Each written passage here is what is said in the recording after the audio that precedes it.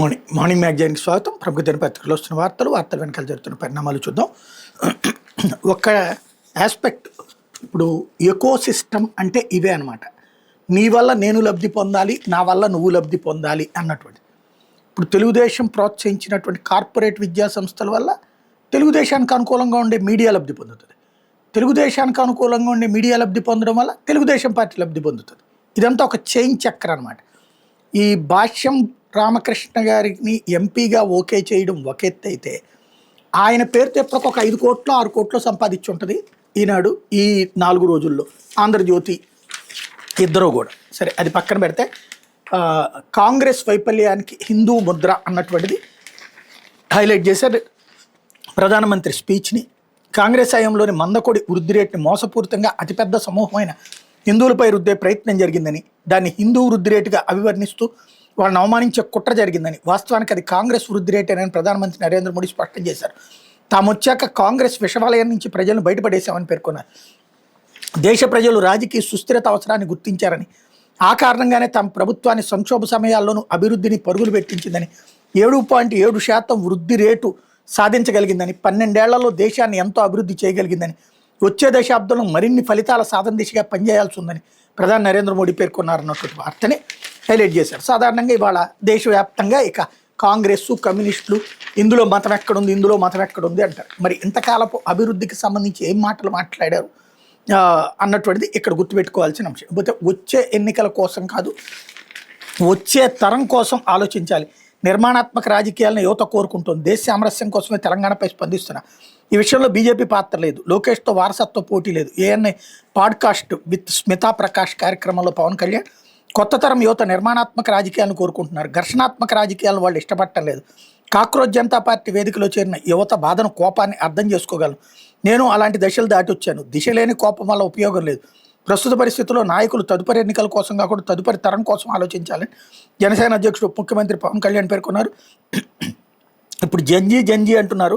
ప్రతి 25-30 ఏళ్ళకు ఒక కొత్త తరం వస్తుంది. వాళ్ళ ఆకాంక్షలు మారుతాయి. నా కుమారుడికి 20 మంది స్నేహితులు ఉన్నారు. వాళ్ళలో 3 కాక్రోచ్ జనతా పార్టీ ఆన్లైన్ వేదికలో చేరారు. వాళ్ళకి నచ్చని అంశంపై మాట్లాడడానికి ఒక వేదిక దొరికింది. నేను యువతతో మాట్లాడుతున్నా. ఘర్షణాత్మక రాజకీయాలు మారాలని వాళ్ళు కోరుకుంటున్నారు. నిరంతరం గొడవలు సృష్టించే నాయకులు వద్దని, సమస్యలు పరిష్కరించే నాయకులు కావాలని చెప్తున్నారు అన్నటువంటిది ముఖ్యమంత్రి చెప్పారు. ఫస్ట్ ఆయన ఆలోచించుకోవాలి. యువతరం అది కోరుకుంటుంది. రోజు జగన్ని తిడదామా, రోజు జగన్ మీద విషం చిమ్ముకుందామా, మనమేమో అద్భుతం అని చెప్పుకుందామా. తీరా చూస్తే అడ్మినిస్ట్రేషన్ అంతా పరమ దరిద్రంగా తయారైపోయింది. కళ్ళ ఎదురుగుండా జరిగేటటువంటి యాక్షన్, తప్పుడు పనులకి చర్యలు లేనటువంటి ప్రభుత్వంగా ఉంది. Inactive government. అలాగే దాడులు జరుగుతున్నా స్పందించినటువంటి తత్వం దగ్గర నుంచి ఇవన్నీ మారాల్సిన అవసరం పవన్ కళ్యాణ్కి గుర్తు చేసింది. ఇప్పుడు అదే యువతరం అన్నది గుర్తుపెట్టుకోవాల్సింది. లేకపోతే 21వ శతాబ్దం మోడీ ఇదే. అనిశ్చితిలోనూ పరిమితంగానే ద్రవ్యోల్బణం ప్రధాన నాయకత్వ పటానికి ఇదేది నిదర్శనం. ఎన్డీఏ పార్టీల కృతజ్ఞత తీర్మానంలో సీఎం చంద్రబాబు, ప్రధాని మోడీది 21వ శతాబ్దం అని ఆంధ్రప్రదేశ్ ముఖ్యమంత్రి చంద్రబాబు అన్నారు. 2001లో గుజరాత్ ముఖ్యమంత్రిగా బాధ్యతలు చేపట్టిన ఆయన 25 ఏళ్లుగా నిరంతరం ప్రభుత్వాధినేతగా కొనసాగుతున్నది సామాన్య విషయం కాదన్నారు. ఆయన ఇన్నేళ్లుగా నిరంతరం ప్రజల అంచనాలు ఎలా అందుకుంటున్నారో అని తాను ఆత్మావలోకనం చేసుకుంటున్నారని చెప్పారు అన్నటువంటి హైలైట్ చేశారు. తెలుగుదేశం శ్రేణులు ఇప్పుడు గుర్తుపెట్టుకోవాలి. 25 ఏళ్లుగా కంటిన్యూగా మోడీ సీఎం, ఆ తర్వాత పిఎం. ఆయన ఇలా స్థిరంగా సక్సెస్ అవుతా ఎదుగుతున్నారు అన్నది ఆత్మావలోకనం తను చేసుకుంటున్నారు చంద్రబాబు గారు.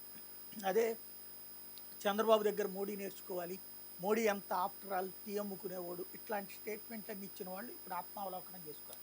లేకపోతే దివికేగిన దర్శక దిగ్గజం భారతీరాజ కన్నుమూత, వెండి తెరపై పల్లెటూరి అందాలను, సామాన్య ప్రజల భావోద్వేగాలను ఎంతో సహజంగా హృదయంగా ఆవిష్కరించి ఒక కొత్త వరవడి సృష్టించి దిగ్గజ దర్శకుడు భారతీరాజ లేరు. వయోధిక అనారోగ్య సమస్యలకు తోడు తన కుమారుడు దర్శక నటుడు మనోజ్ గత ఏడాది మార్చిలో మరణించడంతో ఆయన బాగా కుంగిపోయారు. కొంతకాలంగా ఇంట్లోనే వైద్యుల సమక్షంలో చికిత్స పొందుతున్న ఆయన బుధవారం తెల్లవారుజామున తుదిశ్వాస విడిచారన్నటువంటి హైలైట్ చేశారు. లేకపోతే అమరావతికి కేంద్రం వరం, 2534 కోట్లతో కేంద్ర ప్రభుత్వ కార్యాలయాలు, ఉద్యోగుల గృహ సముదాయాలు, రాష్ట్ర రాజధానిగా అమరావతిని చట్టబద్ధంగా గుర్తించే ఆంధ్రప్రదేశ్ విభజన చట్టం 2014 సవరణ బిల్లుకి ఏప్రిల్ 2న పార్లమెంట్ ఆమోద ముద్ర వేసిన తర్వాత తొలిసారి కేంద్ర ప్రభుత్వం భారీ వరం ప్రకటించింది. రాష్ట్ర రాజధానిలో 1299 కోట్లతో కేంద్ర ప్రభుత్వ కార్యాలయాల సముదాయం, 235 కోట్లతో కేంద్ర ప్రభుత్వ ఉద్యోగుల గృహ సముదాయం నిర్మించడానికి పచ్చజెండా ఊపింది. మొత్తం 2534 కోట్ల విలువైన ప్రాజెక్టులు ప్రధానమంత్రి మోడీ ఆధ్వర్యంలో బుధవారం జరిగిన కేంద్ర మంత్రివర్గ సమావేశం ఆమోద ముద్ర వేసింది అన్నటువంటిది హైలైట్ చేశారు. సిగ్గు శరం లేని జర్నలిజానికి, నీచాతి నీచమైన జర్నలిజానికి ఇదే సాక్షి. 2,500 కోట్లు క్రిందటిసారి ఇచ్చింది కేంద్ర ప్రభుత్వం. 1000 కోట్ల రూపాయలు అదనంగా డ్రైనేజీల కోసం ఇచ్చింది కేంద్ర ప్రభుత్వం. ఇప్పుడు కట్టినటువంటి తాత్కాలిక సచివాలయం, తాత్కాలిక హైకోర్టు, తాత్కాలిక అసెంబ్లీ అని చెప్పుకునేవన్నీ కూడా కేంద్ర నిధులతోనే కట్టారు. మరి ఇప్పుడు ఫస్ట్ ఇవ్వడం ఏంటి? 2014 తర్వాత ఎవరి కోసం ఈ నాటకాలు? అంటే బీజేపీని మళ్ళీ వెధవలు చేసే వెధవ నాటకాలు పెరిగిపోయినాయా? రెండవ పాయింట్, ఇప్పుడు ఇన్నర్ రింగ్ రోడ్ ఎవరు కట్టారు? కేంద్ర ప్రభుత్వం కదా. ఇప్పుడు ఓఆర్ఆర్ కడతానంటుంది కూడా కేంద్ర ప్రభుత్వమే కదా. మరి ఏమీ ఇవ్వకపోవడం ఏంటి అమరావతికి? ఇలాంటి తప్పుడు వార్తలతోనే భారతీయ జనతా పార్టీ మీద తప్పుడు ప్రచారం చేసినే గతంలో ఆ బీజేపీని దెబ్బతీసి తాము తిన్నారు. అయినా సరే బుద్ధి రాలేదు, మళ్ళీ ఆ పాత రోజులకు వెళ్తున్నారు. లేకపోతే యుద్ధం తీవ్ర రూపం అంటూ ఇరాన్పై విరుచుకుపడ్డ అమెరికా విమానాలు, ప్రతిగా బహ్రెయిన్, కువైట్, జోర్డాన్లపై టెహ్రాన్ దాడులు భయపడినట్టే జరుగుతోంది. పశ్చిమాసియాలో యుద్ధం మళ్ళీ తీవ్ర రూపం దాల్చుతోంది. హార్ముజ్ జలసంధి సమీపంలో తమ అపాచీ హెలికాప్టర్ కూలిపోవడంతో ఆగ్రహించిన అమెరికా బుధవారం ఇరాన్పై వైమానిక దాడులతో విరుచుకుపడింది. ప్రతిగా అమెరికా బలగాలకు ఆతిథ్యం ఇస్తున్న బహ్రెయిన్, కువైట్, జోర్డాన్లపై ఇరాన్ దాడులు చేసింది. శాంతి ఒప్పందం కుదుర్చుకోవడంలో తీవ్ర జాప్యం చేస్తున్న టెహ్రాన్ భారీ మూల్యం చెల్లించుకోక తప్పదని అమెరికా అధ్యక్షుడు డొనాల్డ్ ట్రంప్ హెచ్చరించారన్నట్టు హైలైట్ చేశారు. లేకపోతే కేంద్ర నిధుల్ని భద్రతకు ఖర్చు చేయాలి, స్టీల్ ప్లాంట్ ఉద్యోగులను తొలగించడం సరికాదు. విశాఖపట్నం మాజీ సీఎం జగన్ ప్రమాద క్షతగాత్రులకు పరామర్శ. స్టీల్ ప్లాంట్ కార్మికులకు మంచి జరిగేలా కూటమి ప్రభుత్వం కేంద్రాన్ని ఒప్పించాలని వైకాపా అధినేత మాజీ సీఎం జగన్మోహన్ రెడ్డి కోరారు. విశాఖలోని కిమ్స్ ఎంజీఎం ఆసుపత్రిలో చికిత్స పొందుతున్న స్టీల్ ప్లాంట్ ప్రమాద క్షతగాత్రులను బుధవారం ఆయన పరామర్శించారు. అనంతరం విలేకరులతో మాట్లాడారు. ప్లాంట్ కోసం కేంద్రం ఇచ్చే నిధులను ప్రధానంగా భద్రతకు ఖర్చు చేయాలన్నారు అన్నటువంటిది హైలైట్ చేశారు. చాలా రోజుల తర్వాత ఒక జర్నలిజం స్పిరిట్ని ప్రదర్శించారు. ప్రతిపక్ష నాయకుడు వార్త కూడా ఫ్రంట్ పేజ్ వేయాలన్నటువంటి, లేకపోతే పర్యాటకం మేలుకోవాలోయ్ అన్నటువంటి వార్తని హైలైట్ చేశారు. సందర్శనీయ ప్రాంతాల్లో కానరాని కనీస సదుపాయాలు, తాగునీటి నుంచి మరుగుదొడ్డి వరకు అన్నింటికీ అవస్థలే. బస్ ప్యాకేజీలు లేవు, హోటళ్ళు, రిసార్ట్లో సౌకర్యాలు ఊసేలేదు. రాష్ట్రానికి వచ్చే పర్యాటకుల సంఖ్య క్రమంగా పెరుగుతున్న సందర్శనీయ ప్రాంతాల్లో సౌకర్యాలు మెరుగుపడడం లేదు. తాగునీరు, మరుగుదొడ్లు, సేద షెల్టర్ లాంటి కనీస సదుపాయాలు ఉండటం లేదు. పర్యాటక శాఖ, పర్యాటకాభివృద్ధి సంస్థల అధికారులకు పర్యాటకుల అవస్థలు పట్టడం లేదన్నటువంటి వార్తని హైలైట్ చేశారు. ఇకపోతే ఎస్వి అన్నప్రసాదం ఫిక్స్డ్ డిపాజిట్లు 2,500 కోట్లు తిరుమల తిరుపతి దేవస్థానం వెల్లడి. శ్రీవారి సన్నిధిలో అన్నదాన మహాయజ్ఞం నిర్విఘ్నంగా సాగుతోంది. భక్తుల విరాళాలతో శ్రీ వెంకటేశ్వర అన్నప్రసాదం ట్రస్ట్ ఫిక్స్డ్ డిపాజిట్ 2,500 కోట్లు దాటినట్టు తిరుమల తిరుపతి దేవస్థానం వెల్లడించింది. ట్రస్ట్కి వచ్చే రోజువారీ విరాళాలు, ఈ నిధుల నుంచి వచ్చే వడ్డీతో నిత్యం లక్షల మంది భక్తులకు అన్నప్రసాదాలు వడ్డిస్తుంది.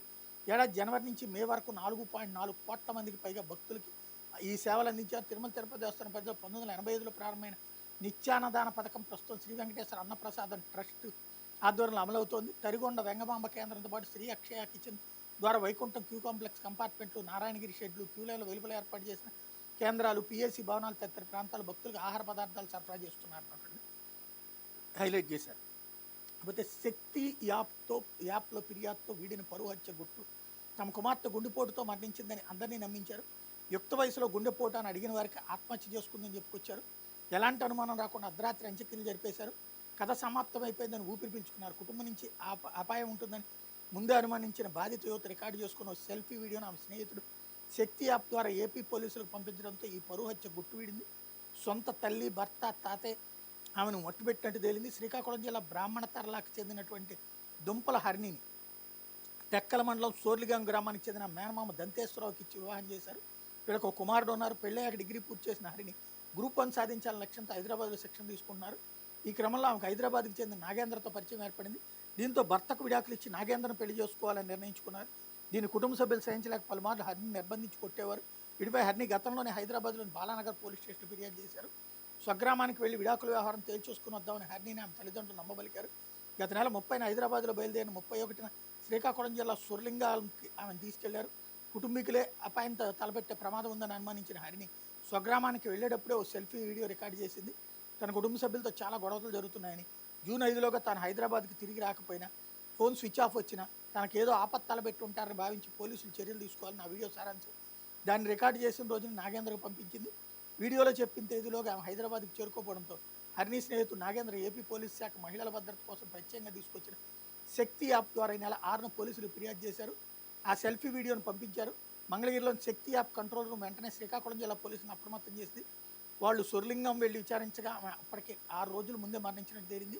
పోలీసులు మరింత లోతుగా దర్యాప్తు చేయగా హరిణిని ఆమె తల్లి, భర్త, తాతయ్యనే అంతమొందించారని తేలింది. గత నెల 31 ఉదయం ఆమె సోర్లింగానికి గ్రామానికి చేరుకోగా అదే రోజు రాత్రి చంపేసి అర్ధరాత్రి అంత్యక్రియలు చేసినట్టు ధృవపడింది. ఎవరికి అనుమానం కలగకుండా ఉండేందుకు హరిని గుండెపోటుతో చనిపోయారని ఆత్మహత్య చేసుకున్నారని నమ్మించారు. దీంతో బుధవారం హరిని తల్లి విజయకుమారి, తాత బలుసాకు, భర్త దంతేశ్వరరావును టెక్కలి పోలీసులు అరెస్ట్ చేశారు.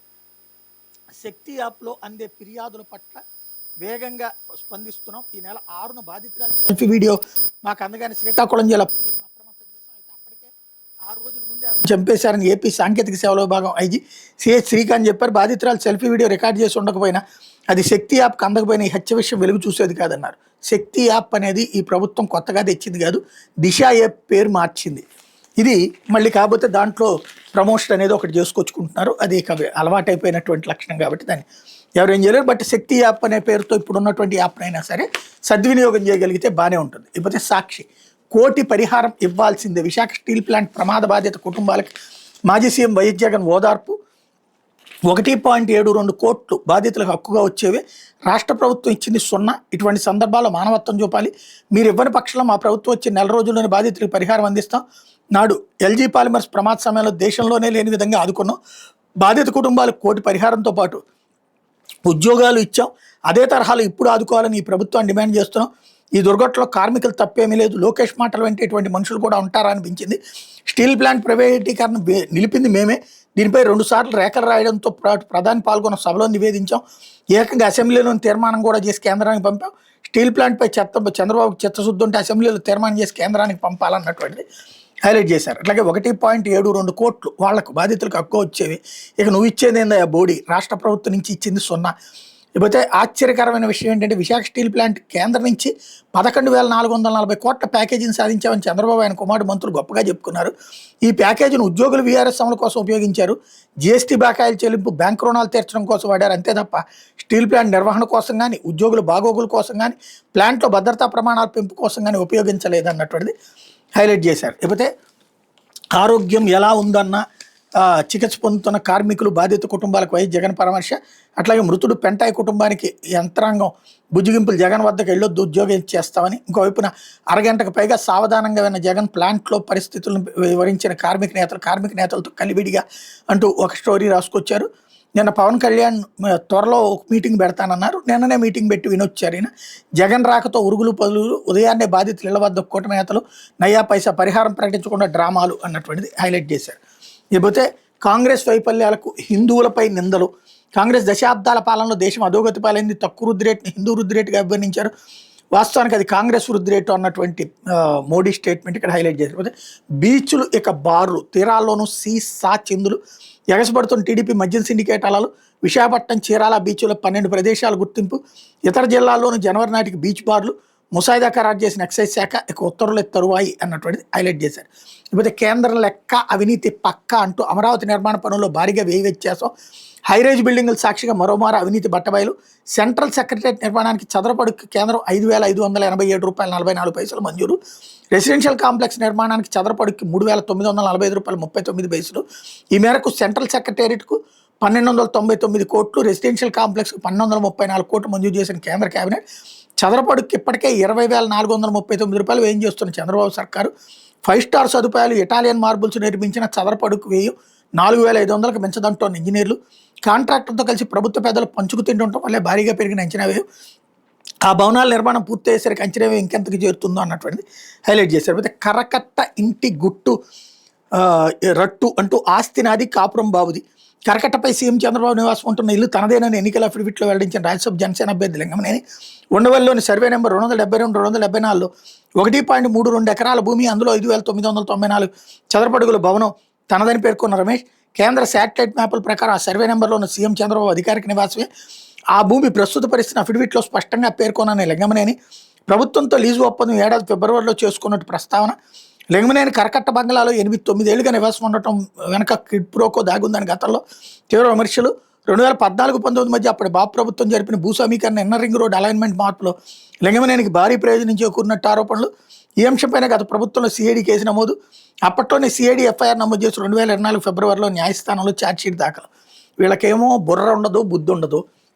వార్త రాసేటప్పుడు అసలు గొడవ ఏంటి, దాంట్లో లింగమనేనికి అసలు ఆ భూమిని వాస్తవంగా కరకట్ట వెనకాల ఉన్నటువంటి ఆ ఇల్లు అక్రమ నిర్మాణం.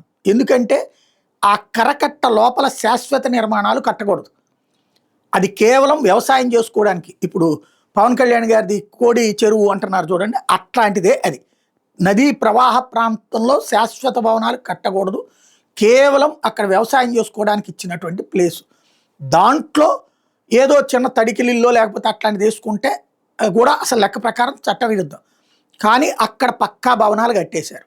అది చట్టవిరుద్ధం అన్నటువంటిది ఇవాళ చట్టం చూసినా తెలుస్తుంది. దాన్ని ఆ రోజుల్లో చెప్తే మనం కట్టుబట్టలతో హైదరాబాద్ నుంచి వచ్చేసాము కాబట్టి ముందు ఇక్కడ ఉన్నాము, ఇది అయినా కూడా ప్రభుత్వం తీసేసుకుంది కాబట్టి ఇది సక్రమమే, ఇది ప్రభుత్వానికి ఇచ్చేశాడు లింగమనేని అని ఆనాడు చంద్రబాబు ప్రకటించారు. లింగమనేని కూడా ప్రెస్ మీట్ పెట్టి అవును నేను ప్రభుత్వానికి నా తరపున డొనేట్ చేశానని చెప్పారు. మళ్ళీ అదే ఇంటి నుంచి చంద్రబాబు గారు ఇది తీసుకున్నారు, అద్దె తీసుకున్నారు, అదే ఇంటి మీద లింగమనేనికి డబ్బులు కట్టినట్టు ఉంది. మళ్ళీ ఇప్పుడు లింగమనేని పేరుతోనే అది ఉంది. అట్లాగా అక్రమ నిర్మాణంలో ఉండటం తప్పు కదా, అది కదా రాయాల్సింది. ఏం రాస్తున్నారు, ఏం రాయాలో కూడా అర్థం కాకుండా రాస్తున్నారు అనమాట. లేకపోతే కరెన్సీ కొత్త అవతార్ అంటూ నోటు, ప్లాస్టిక్ రూటు, పాలిమర్ నోట్లపై ఆర్బీఐ బిగ్ ప్లాన్, భారీ ముద్రణ వ్యయానికి అడ్డుకట్టే లక్ష్యం, ప్రతిపాదనపై త్వరలో నిర్ణయం, నకిలీలకి ఇక నో ఎంట్రీ, పేపర్ కరెన్సీ సమస్యలకి చెక్ అని హైలైట్ చేశారు. కాకపోతే విచిత్రం ఏంటంటే ఇది ఇన్ని రోజుల తర్వాత రాశారు. 4-5 రోజుల క్రితం మనం కూడా వీడియో చేసాం. అయితే ఆర్బీఐ నిన్ననే ఒక స్పష్టత ఇచ్చింది, అవన్నీ రూమర్స్ తప్ప ఏం లేదు, తప్పుడు ప్రచారం అని చెప్పేసి. ఇవాళ సాక్షి రాసుకొచ్చింది, అది ఫ్రంట్ పేజీ పెట్టుకొచ్చింది. ఇలాంటి మరి సరిగ్గా చెక్ చేసుకోవట్లేదో ఏంటో ఒకసారి ఆలోచించుకోవాల్సింది. లేకపోతే ఆంధ్రజ్యోతి సాకర్ సంరంభం అన్నటువంటిది హైలైట్ చేసింది. నేటి నుంచి ఫుట్బాల్ ప్రపంచ కప్, అమెరికా, మెక్సికో, కెనడా ఆతిథ్యం, 48 జట్లు, 104 మ్యాచ్లు, సరికొత్త మార్పులతో mega tourney, July 19 final match, నేటి రాత్రి 12:30 తొలి మ్యాచ్లో మెక్సికోతో దక్షిణాఫ్రికా డి అన్నటువంటిది హైలైట్ చేశారు. లేకపోతే నాడు ఒట్టి డ్రామా, నేడు కపట ప్రేమ, విశాఖ ఉక్కుపై జగన్ విన్యాసాలు, విశాఖలో మీడియాతో మాట్లాడుతున్న జగన్, సీఎంగా ఉండగా స్టీల్ ప్లాంట్ భూములపై కుట్ర, అక్కడ పరిపాలనా రాజధాని ఏర్పాటుకి వచ్చిన కర్మాగారానికి సాయం చేసేందుకు నిరాకరణ, పెద్ద సంస్థల విద్యుత్ బిల్లులు కట్టకపోతే ఎలాగంటూ కార్మిక నేతలకు ఎదురు ప్రశ్న, రాష్ట్ర ప్రభుత్వ పరిధిలో ఉన్న మాంగనీస్ గనులను రెన్యువల్ చేయనివైన ఇప్పుడు ప్లాంట్ ఉద్యోగులపై ప్రేమ వలకపోత. వీళ్ళు మనుషులో, పశువులో, నీచులో, నీచాతి నీచులో వీళ్ళకే అర్థం కాదు. మరి అసలు జగన్ వచ్చి ఆఫ్టర్ 5 ఏళ్లే కదా అధికారంలో ఉంది, ఇదే మ్యాంగనీస్ గనులు మరి చంద్రబాబు నాయుడు ఉన్నప్పుడు చంద్రబాబుకు సంబంధం లేదా? అంతకుముందు ఎప్పుడు ఎందుకు ఇవ్వలేదు? తెలుగుదేశం పార్టీ 20 ఏళ్ళు పరిపాలించింది కదా, ఎందుకు ఇవ్వలేదు? అది జగన్ మీద విషయం చెమ్మాల. నెంబర్ 1. నెంబర్ 2 వచ్చేటప్పటికి స్టీల్ ప్లాంట్ భూముల మీద కుట్రంట. ఏం చేసుకుంటాడు జగన్మోహన్ రెడ్డి? స్టీల్ ప్లాంట్ భూములు తీసుకుని అంటే ప్రభుత్వ ఇది కట్టాలనుకున్నాడు. మరి అప్పుడు తప్పేమవుతుంది ప్రభుత్వ భూములు అయితే? రెండవది, ఇలాంటి తప్పుడు విష ప్రచారమే కదా ఆనాడు కూడా చేసింది. స్టీల్ ప్లాంట్కి సంబంధించి జగన్మోహన్ రెడ్డి అడిగింది ఏంటి కేంద్ర ప్రభుత్వాన్ని, మీరు దాన్ని బాగు చేయండి, దాన్ని మాత్రం ప్రైవేటైజ్ చేయొద్దు, ఒకవేళ మీరు ప్రైవేట్ చేయదలుచుకుంటే రాష్ట్ర ప్రభుత్వానికి అప్పచెప్పడం మేము తీసుకుంటామన్నాడు, తీసుకుని మేము నడుపుకుంటామన్నాడు. వెంటనే ఆనాటి విష ప్రచారం మళ్ళీ ఇప్పుడు కూడా ఆ భూములు తీసేసుకుంటున్నారు. ఇప్పుడు ఎవరి చేతిలో ఉన్నాయి ఆ భూములు? మరి అయినా కూడా స్టీల్ ప్లాంట్ ఈ సమస్యలు ఏంటి? మనుషులు పశువులకి మధ్యన ఉన్నటువంటి తేడాలు మేము పశువులమని గుర్తు చేసేటటువంటి నీచ జర్నలిజం చేయడం ఆంధ్రజ్యోతికి తప్పించి మరి ఎవ్వరికి చేత కాదనుకుంటా.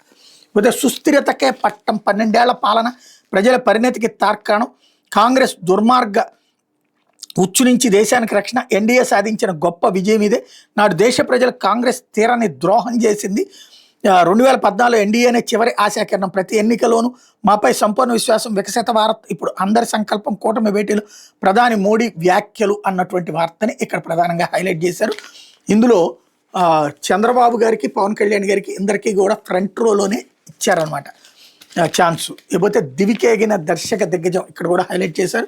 రేపు తెలంగాణ నా మాతృభూమి, అక్కడికి వెళ్లేందుకు అనుమతి అక్కర్లేదు, రానివ్వబోమని కొందరు అనడంతో తెలంగాణ ఎవరి జాగీరు కాదని చెప్పా, సీఎంలే ఉత్తరం దక్షిణ అనడం సబబా, దేశ ఐక్యత కోసం అందరూ పనిచేయాలి, పొరుగు రాష్ట్రంలో పార్టీని బలోపేతం చేస్తా, ఏపీకి హోదా రాకుండా చేసింది కాంగ్రెస్ పార్టీని, విభజన వేళ విచ్ఛిన్నకర ధోరణి అవలంబించింది, ఇప్పుడు ప్రత్యేక హోదా కోసం పోరాటం వ్యర్థం, రాష్ట్రంలో సమగ్రాభివృద్ధి దిశగా కూటమి ప్రభుత్వం అన్నటువంటిది హైలైట్ చేశారు. మరి అప్పుడే చెప్పాం మాలాంటి వాళ్ళు, ఆ హోదా అన్నటువంటిది ఇవ్వకుండా హోదా బేస్డ్ ప్యాకేజ్ అని రాశారు. అందులో ఆ ప్యాకేజీ నరేంద్ర మోడీ వచ్చి ఇచ్చాడు. హోదా అన్నటువంటి పాయింట్ని నోటి మాటగా చెప్పారు చివరికి, అది కదా ఆ రోజున జరిగినటువంటిది.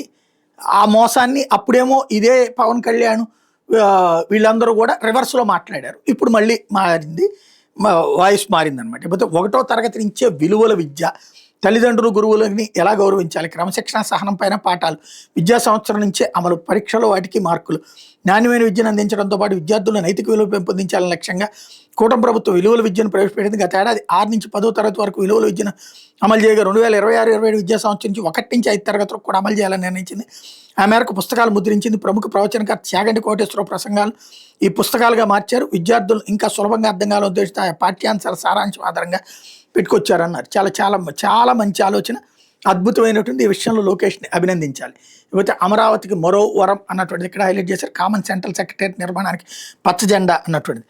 ఇకపోతే ఇది జగన్ పాలన కాదు, తమాషాల వైసీపీ హయాంలో పట్టిన జాడ్యం పూర్తిగా వదిలేస్తా, చెట్ల కొమ్మలు చెత్త కుప్పలు ఎత్తే వరకు కదిలేదు, పని చేయలేమంటే ఇంటికే, అధికారులపై నాదేళ్ల ఫైర్, 3 గంటలకు పైగా ఎండలోనే. ఇక్కడ కూడా జగన్నామ స్మరణ చేయకపోతే పాపం అనిపించట్లేదు. 2 ఏళ్ళైంది ఈ ప్రభుత్వం అధికారంలోకి వచ్చి.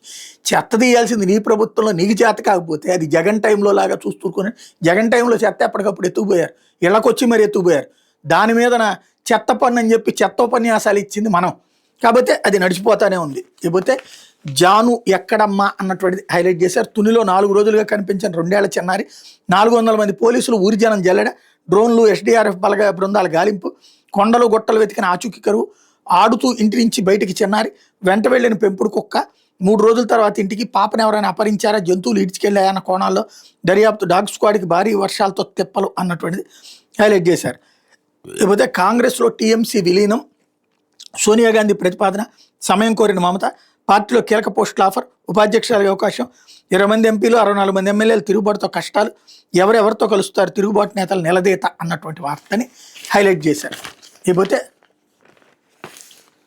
లోకేష్ ఓఎస్డీకి 2 గోల్డ్ మెడల్స్ అన్నటువంటి వార్తని హైలైట్ చేశారు. మంత్రి లోకేష్ ఓఎస్డీగా బాధ్యతలు వస్తున్న డాక్టర్ కసిరెడ్డి వరప్రసాద్కి ఎస్వి యూనివర్సిటీ 2 గోల్డ్ మెడల్స్ ప్రదానం చేస్తే, ఆ వర్షం నుంచి ఆర్థిక శాస్త్రంలో PhD చేసిన వరప్రసాద్ పట్టణ ప్రాంతాల్లో రోడ్లు, నీటి సరఫరా వంటి మౌలిక వస్తువుల కల్పనకు అవసరమైన దీర్ఘకాలిక నిధుల్ని ఎలా సమకూర్చుకోవాలో వివరిస్తూ పత్రాన్ని సమర్పించారు. నిధుల సేకరణ కోసం పట్టణ స్థానిక సంస్థలు మున్సిపల్ బాండ్లను ఎలా ఉపయోగించుకోవచ్చు ఇందులో విశ్లేషించారు. ఇందుకు గాను 23-24 సంవత్సరానికి doctor Manmohan Singh gold medal, professor DL Narayana memorial PhD gold medal varsity ఆయనకు ప్రదానం చేసింది అన్నట్టు హైలైట్ చేశారు. దీన్ని ఆటోమేటిక్గా వాళ్ళ వైఎస్ఆర్ కాంగ్రెస్ పార్టీ వాళ్ళు తప్పుపడతారు. ఇవన్నీ రొటీన్గా జరిగే వాటికి ఎట్లాగా లోకేష్ ఓఎస్డీ కాబట్టినే గోల్డ్ మెడల్ ఇచ్చారని విమర్శిస్తారు. లోకేష్ ఓఎస్డీ అని రాయకుండా ఉంటే సరిపోయేది, గోల్డ్ మెడల్స్ వచ్చినాయి అన్నటువంటిది. లేకపోతే కోటి పరిహారం ఇవ్వాలన్నటువంటి జగన్ స్టేట్మెంట్ని ఇక్కడ హైలైట్ చేశారు. ఇది దినపత్రికలో వచ్చిన వార్తలు వెనకాల జరుగుతున్నటువంటి పరిణామాలు.